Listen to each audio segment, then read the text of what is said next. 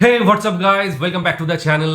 আর আজকে আমরা যে ভিডিওটা দেখব সেটা হচ্ছে তেলবাজ কাকে বলেন। হ্যাঁ, তারেক রহমান গত পরশুদিন বাংলাদেশে পা রেখেছেন এবং তারপর থেকে প্রচুর মানুষের বিএনপি যার সমর্থক রয়েছে তাদের একটা জনজোয়ার চলছে এবং তার ফলেই কিন্তু প্রচুর মানুষের প্রচুর ক্যারেক্টারের আনাগোনা রয়েছে। সেটাকে ঘিরেই আমার মনে হয় ফানি ফ্যাক্টসে এই ধরনের একটা ভিডিও বানিয়েছে যেখানে তেলবাজ কাকে বলে। তো তেল মারার মতো লোক তো প্রচুর রয়েছে, কারণ নেতা মন্ত্রী দেখলেই তাদের তেল মারতে ইচ্ছে করে কিছু সুযোগ সুবিধা পেয়ে পেয়ে যাওয়ার জন্য। তো সেরকমই একটা ভিডিও দেখবো, তেলবাজ কাকে বলে। ডিসক্রিপশন বক্সে লিঙ্ক দিয়ে রাখবো, সেখানে গিয়ে অরিজিনাল ভিডিওটা দেখো নিও। তো চলো ভিডিওটা দেখে নিই। ये हमारी कार है और ये हमें और ये हमारी पार्टी हो रही है। এই নেন ফাইনালি গানটা পূর্ণতা পেল। पार्टी हो रही है, पार्टी पार्टी पार्टी हो रही है और ये हमारी पार्टी ও ভাই, এমন এক দল যাদের সমাবেশ কখনো চেয়ার ভাঙা পানির বোতল ছুড়াছুড়ি ছাড়া পূর্ণতা পায় না। হে প্রিয়ন, কি অবস্থা সবার? ভালো তো? ভালো না থেকে উপায় কি বলেন? দেশে আসছে রাজপুত্র, আর তাকে ঘিরে শুরু হয়েছে নেতাকর্মীদের, বড় বড় নিউজ চ্যানেলদের শুধু তিলমারা আর তিলমারা, কমেডি আর কমেডি। চলেন আমরা কিছু কমেডি দেখি। So let's start. Okay, I have a plan. প্ল্যানটা কি? The plan. এই মুহূর্তে সিরিয়া থেকে ইতালির উদ্দেশ্যে আমরা ট্রেনের যাত্রা শুরু করলাম। সবাই আমাদের জন্য দোয়া করবেন যাতে নিরাপদে আমরা ইতালি পৌঁছাতে পারি। মাঝে মাঝে আনন্দ করতে গিয়ে যেভাবে উল্টো বাস খাই। আজকে আমরা অত্যন্ত আনন্দিত, উৎফুল্লিত। আজকে তারেক রহমানের বাংলাদেশ আমাদের অত্যন্ত আনন্দিত।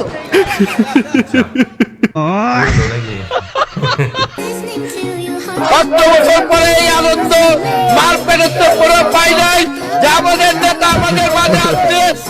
আচ্ছা, মায়ের পেট থেকে পইরাও এত আনন্দ পায় নাই, আনন্দ পাইবে কেমনে? তখন তো টাকার হিসেব বুঝতো না। এখন তেল মারতে পারলেই টাকার টাকা, আনন্দ তো আসবেই। বাবা তোমার দরবারে সব পাগল খেলে হরেক রকম this is reality. Singara plus হচ্ছে পেপসি।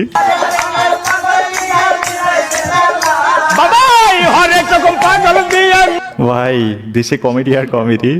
তোমার দরবারে সব পাগল খেলে। জমিধান রাস্তা নিয়ে আসছে। অ্যাডমিশন পরীক্ষা দিতে যাওয়ার পর ফিলিংস যেমন হয়। 20 কোটি লোক এখানে উপস্থিত থাকতে পারে ইনশাল্লাহ, আমি আশাবাদী। আমি মনে করি যে সারা বাংলাদেশের লোক এখানে উপস্থিত থাকবে। আচ্ছা, সারা বাংলাদেশের লোক এখানে উপস্থিত থাকবে। বাংলাদেশ আছে 16, 17, 18 কোটি মেবি। আর 2 কোটি কি বাংলাদেশ ইন্ডিয়া খালি থেকে হয়ে আসবে যাবে নাকি? তাহলে। ভাই, তেলের একটা লিমিট থাকা উচিত। যে পরিমাণ তেল মারতেছে না, তেলের দাম কেজি প্রতি 100 টাকা বাইরে যাবে দেখেন এখন। আর বৃদ্ধ যারা উঠতে পারে না এরা বাদ দেয়। অতএব মানে 4/3 লোকই আজকে ঢাকা শহরে অবস্থান নিচ্ছে। আনুমানিক ধরেন 50 কোটি। 50 কোটি। চোদ্দায় বলে কি দেখছেন, ফ্রিতে গাঁজা খাইলে যা হয় আর কি। जिया जिया रे जिया रे जिया जिया रे जिया रे জিয়া জিয়া রে জিয়া। আচ্ছা, ব্যাকগ্রাউন্ড মিউজিক কপিরাইট। जिया रे जिया ओ जिया रे जिया উই আর জিয়া সৈনিক। जिया जिया रे जिया जिया जिया रे ওয়েট ওয়েট, মাঝখানে এটা কি জুনিয়র জিয়া নাকি? ভালোই লাগতেছে। जिया रे जिया रे जिया ओ ভাই, এমন একটা দেশে বাস করি যেখানে 24টা ঘন্টা শুধু বিনোদন আর বিনোদন। আজকের এই ঐতিহাসিক দিনে এখন আপনাদের সামনে বক্তব্য রাখছেন বিএনপির ভারপ্রাপ্ত চেয়ারম্যান জনাব তারেক রহমান, স্বদেশ প্রত্যাবর্তন কমিটি সংগ্রামী আহ্বায়ক, জাতীয় স্থায়ী কমিটির সম্মানিত সদস্য জনাব সালাউদ্দিন আহমেদ এখন আপনাদের সামনে বক্তব্য রাখছেন। আল্লাহ কাকে ডাকলো? ভাই, দাড়ি কমা ছাড়া বক্তব্য দিলে যা হয় আর কি। তারেক রহমান কেমনে বেজ্জতি, এর কঠিন নিন্দা জানাই। তারেক রহমানের প্রত্যাবর্তনের সংবর্ধনা মঞ্চের সামনে শরীরে 20 কেজি ধান জড়িয়ে বিশেষ সাজে বরগুনার ইয়ামিন এসেছেন রাজধানীর 300 ফিটে, যেখানে লক্ষ লক্ষ নেতাকর্মীরা তারেক রহমানকে বরণ করে নেবেন। অবস্থা দেখছেন? ওই যে লোকে বলে না, অতিভক্ত চোরের লক্ষণ। মনে করিয়ে দিলাম, দেশ থেকে সার্কাজম কখনো শেষ হবে না। প্যান খুইলা ধান পড়ছে ভাই। এর কি কোনোভাবে 300 ফিটে একটা জীবন্ত স্ট্যাচু বানাই রাখা যায় না? না মানে ভালোই লাগতেছিল। আনা মন্তব্য করে কোন দিনে ভোটটা কাক দিবেন? খালা মন থেকে বলেন এই ভোটটা কাকে দিবেন? ধানের শীষের দিলে তো ওই হাসিনাই উঠবে। না না না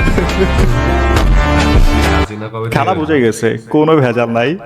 গাইস এখানে একটু সময় নিচ্ছি। এখন আমি আপনাদের পরিচয় করিয়ে দিতে চাই মেইল নামক একটা প্ল্যাটফর্ম সম্পর্কে, যেটা সবচেয়ে পরিচিত এবং বিশ্বস্ত। পিএইচজি সিরিয়া এর পৃষ্ঠপোষক। বাংলাদেশ প্রিমিয়ার লিগ চলতেছে, এর পাশাপাশি এখানে আপনি বিভিন্ন দেশের ক্রিকেট ফুটবল ম্যাচগুলো আপনি দেখতে পারবেন। স্কোরের আপডেট এবং ম্যাচ সংক্রান্ত বিভিন্ন ধারণা নেওয়ার সুযোগ রয়েছে। যারা খেলা দেখতে অথবা খেলা বিশ্লেষণ করতে পছন্দ করেন তাদের জন্য এটা বেশ উপযোগী। এছাড়াও এখানে রয়েছে বিভিন্ন রকমের খেলা যেগুলো বিনোদনের উদ্দেশ্যে করা হয়েছে। এখানে খুব অল্প পরিমাণ দিয়েই অংশগ্রহণ করা যায়। প্রতিদিনই থাকছে BMW, আইফোন, ল্যাপটপ সহ অনেক পুরস্কার। নতুন বছর উপলক্ষে এখানে বিভিন্ন রকমের পুরস্কার ও সুবিধার আয়োজন রয়েছে। তবে নিবন্ধন করার সময় আমার প্রচার সংখ্যা FUN100 ব্যবহার করুন। এতে করে আপনি আপনার প্রথম জমাতেই 12টি পর্যন্ত এবং অসংখ্য ফ্রি স্পিন পাবেন। পেটিএম ব্যাংক, বিকাশ নগদ, রকেটের মাধ্যমে আপনি আপনার জেতা রাশি খুব দ্রুতই তুলে নিতে পারবেন। তাহলে আর দেরি কিসের? এখনই গুগলে মেইল লিখে আমার দেওয়া প্রচার সংখ্যা FUN100 ব্যবহার করুন। এতে করে আপনি অনেক বোনাস জিততে পারবেন।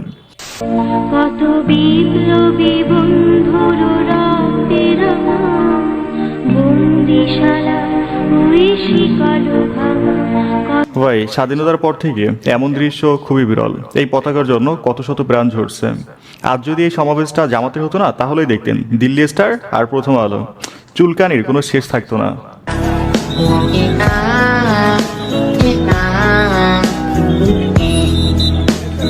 আহা, তীব্র নিন্দা জানাই ইউসুফ সরকারের প্রশাসনের উপর। এত সুন্দর আনন্দময় একটা দিনে কেমনে ওসানি, এটা একদমই ঠিক হয় নাই। হাদিকে আমার কাছে এই মুহূর্তে একটা বেশ গুরুত্বপূর্ণ গিনিপিগ ছাড়া আর কিছুই মনে হয় নাই। আপনারা যারা ডাক্তার এখানে অনেকেই আছেন, আপনারা তেলাপোকা আচ্ছা, শহীদ ওসমান হাদি ভাইকে তাদের কাছে একটা গিনিপিগি ছাড়া আর কিছুই মনে হয় না।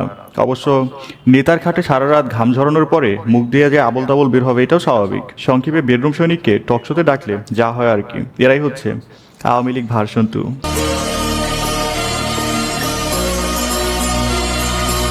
একটা বড় দলের লিডার আসায় তার দলের লোকজন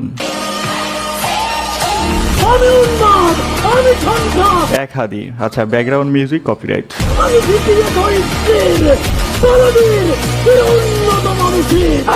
আচ্ছা, এই ভিডিওটা দেওয়ার উদ্দেশ্য হচ্ছে একজন প্রবাসী নেতার আগমন, তাকে হাইলাইট করে আমাদের শহীদ ওসমান হাদি ভাইয়ের হত্যার বিচারকে আড়াল করে ফেলার যে ষড়যন্ত্র চলতেছে এটা আমরা বাস্তবায়ন হতে দিব না। আমরা অলওয়েজ তাকে হাইলাইট করব যতক্ষণ না পর্যন্ত তার বিচার হচ্ছে। We are Hadi, justice for হাদি।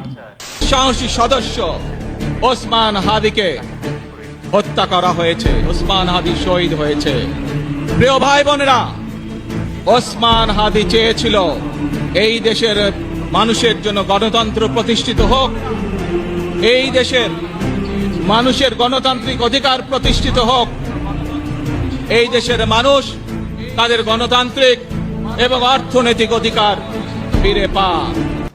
ওসমান হাদি কিন্তু আরেকটা কথাও বলছিল, তাকে যদি হত্যা করা হয় তাহলে সেই হত্যার যেন বিচার হয়। সেটা নিয়ে কিছু বললে ভালো হতো।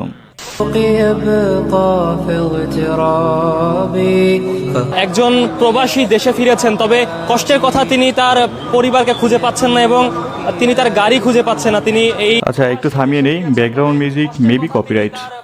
বড় বড় যে লাগেজগুলো সেগুলো কষ্ট করে ঠেলে ঠেলে তিনি কিন্তু এই বিমানবন্দর দিয়ে নিয়ে যাচ্ছেন এবং খুবই কান্না পাচ্ছে। খুবই কি বলবো, ভাষায় প্রকাশ করতে পারতেছি না। একদিকে তো অসুস্থ লোক আসছে দেশের বাড়ি চিকিৎসা করার জন্য, তারপরে এই পরিস্থিতি দুঃখ লাগতেছে যে আমরা আইসি বাইরে থেকে আজকে শর্ট করে একটা গাড়ি নিয়ে আসছে আর এই গাড়ি আমার এয়ারপোর্টের মধ্যে ঢুকতে দিল না। আমি এইভাবে ঠেলিয়ে ঠেলে নিতেছি, এতে তো আমার কাছে ওইটাই মনে হয় যে আমরা মনে হয় যে অপরাধী। আমরা অপরাধী। দেখেন, একটা করে ব্যাগের ভিতরে মাল আছে ওই 24 কেজি 25 কেজি, এই দুইটা ব্যাগ আমি কেমনে মাথায় নেই, একটা চাকা ভেঙে গেছে। ভাই, এই দেশে শুধু সাধারণ মানুষেরই মূল্য নাই। একজন প্রবাসী নেতা যার জন্য পুরো এয়ারপোর্ট বরাদ্দ করে রাখছে, যিনি কিনা এখনো বাংলাদেশের নাগরিক হয়নি, জাস্ট একজনকে সেবা দিতে গিয়ে হাজার হাজার প্রবাসী ভাইদের, রেমিটেন্স যোদ্ধাদের কষ্টের কারণ হচ্ছে। ঠিক আছে, ভিডিওর একদম শেষ সময় দাঁড়িয়ে বলতে চাই, ভিডিওটা যদি এ পর্যন্ত দেখছেন, যদি ভালো লেগে থাকে তো অবশ্যই একটা লাইক করবেন, যদি সম্ভব একটা শেয়ার করে দেবেন, চ্যানেল নতুন হলে সাবস্ক্রাইব করুন, আর পেজ হলে ফলো করবেন। সো আল্লাহ হাফিজ। ফানি ফ্যাক্টসের আজকের ভিডিওটা আমরা যদি পর্যালোচনা করতে যাই তাহলে প্রথম দিকেই আমরা যে ফানি কন্টেন্টটা পেয়েছিলাম সেটা কিন্তু আস্তে আস্তে শেষের দিকে এসে সেটা সিরিয়াস কন্টেন্টে পরিণত হয়েছিল। একজনের জন্য যে কত মানুষ সমস্যায় ভুগছে এবং তার জন্য কত কি হয়ে যাচ্ছে। হ্যাঁ, তাছাড়া বাংলাদেশের যে পতাকাটা পায়ে তলায় ছিল সেটা অপরাধ বলে মনে হয়, কারণ মানুষ এখনো আমাদের দেশের এই সমস্ত এলাকার মানুষজন কিন্তু সচেতন নয়। তাদের যে কর্তব্যগুলো রয়েছে, যেটা মৌলিক কর্তব্য দেশবাসী হিসেবে আগে দেশের পতাকা দেশকে ভালোবাসাটা সবার আগে গুরুত্বপূর্ণ কাজ বলে আমার অন্তত মনে করি। আমার না, এটা আমাদের মৌলিক কর্তব্যের মধ্যেও পড়ে এবং সেটা শুধু যে কথার কথা নয়, পতাকা রয়েছে পায়ের তলায়, যেটা সত্যি একদমই শোভনীয় নয় দেখার জন্য। আর কি বলবো, আমরা সেটা দেখলাম, আমাদের দুর্ভাগ্য এটা। হ্যাঁ, তো এই মৌলিক কর্তব্যগুলোর যেমন আছে, মৌলিক অধিকারও রয়েছে প্রত্যেকটা দেশের। আমাদের মানে ভারতবর্ষের মৌলিক অধিকার তো সংবিধানেই রয়েছে, তাছাড়া মৌলিক কর্তব্য যত সম্ভব আছে, ওটা সংবিধানে আছে কিনা আমার ঠিক খেয়াল নেই, তবে মৌলিক কর্তব্য আছে। তো এর মধ্যেই কিন্তু এই জিনিসগুলো পড়ে। কিন্তু আমাদের আশেপাশে দেশগুলো, আমাদের দেশে প্রচুর মানুষ রয়েছে, তাদের কাছে শিক্ষা এখনো ঠিক মতো পৌঁছয়নি, বা শিক্ষা পৌঁছলেও তারা কিন্তু অনেক গাফিলতি করে এই সমস্ত জিনিসগুলোই। তো সেখানে কিন্তু আইনের শাসনটা বিশেষ জরুরি, যেটা প্রয়োজন। আজকে আমরা দেখলাম যে এখন যে সরকার আছে তাদেরকেই এই ব্যবস্থাগুলো নিতে হবে। আগে কি করে গিয়েছে বা পরবর্তী সরকার এসে কি করবে সেটা কোনো বড় কথা নয়। এখন যে সরকার রয়েছে সে কি করছে, সে এটাকে কতটা গুরুত্ব দিয়ে দেখছে, সেটাই দেশকে আগে নিয়ে যেতে সাহায্য করবে। আর প্রথম দিকে যে সমস্ত ফানি কন্টেন্ট ছিল, সেখানে তারেক রহমান আসার পরে যে ঘটনাগুলো ঘটেছে, এবং প্রত্যেকটা দেশেই এই জিনিসগুলো ঘটে, বিশেষ করে দক্ষিণ এশীয় যে সমস্ত দেশগুলো রয়েছে, সেখানে কিন্তু এই তেল মারা ব্যাপারটা এবং জনসভায় গিয়ে একটা অন্য বিচিত্র রকমের সাজগোজ নিয়ে সেখানে যাওয়া, আমরা দেখলাম ধানের পুরো শীষ দিয়ে সাজিয়ে নিজেকে গুছিয়ে নিয়ে গিয়েছে। কেউ কেউ মুখের যে আদলে কাটিংগুলো, পেপার কাট গুলো হয়, সেগুলো পড়ে গিয়েছে। এছাড়া তো আরো অনেকে ছবি তোলার জন্য, সেলফি করার জন্য এরকম প্রচুর মানুষ রয়েছে।